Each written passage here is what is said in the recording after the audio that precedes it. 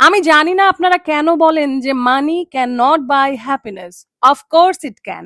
আমার কাছে যদি টাকা থাকতো, সুন্দর একটা গাড়িতে করে আমি চলে যেতে পারতাম এয়ারপোর্টে, আর এয়ারপোর্ট থেকে আমি নিয়ে নিতাম এরকম একটা বোর্ডিং পাস। তারপর আবারও গাড়িতে বসে, এরপর গাড়ি থেকে নেমে চলে আসতাম এইরকম একটা প্লেনের কাছে। প্লেনে উঠে আমি একটা উইন্ডো সিটের পাশে বসতাম। কেন?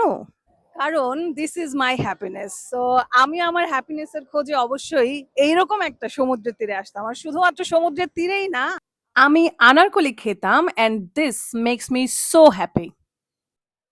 And of course Soul Bistro and ক্যাফেতে আমি একবেলা অবশ্যই খেতাম, বিকজ দিস ইজ হ্যাপিনেস। তারপরে এই সবকিছু শেষ করে ঢাকাগামী একটা প্লেনে এসে বসে পড়তাম। আর প্লেন থেকে নেমে আবারও সুন্দর একটা গাড়িতে করে বাসায় এসে পড়তাম। আর এখনো যদি আপনাদের মনে হয় that money cannot buy happiness, then you are very wrong, or maybe you don't know where to spend money and how to spend money, or maybe আমার মতো আপনারা গরিব,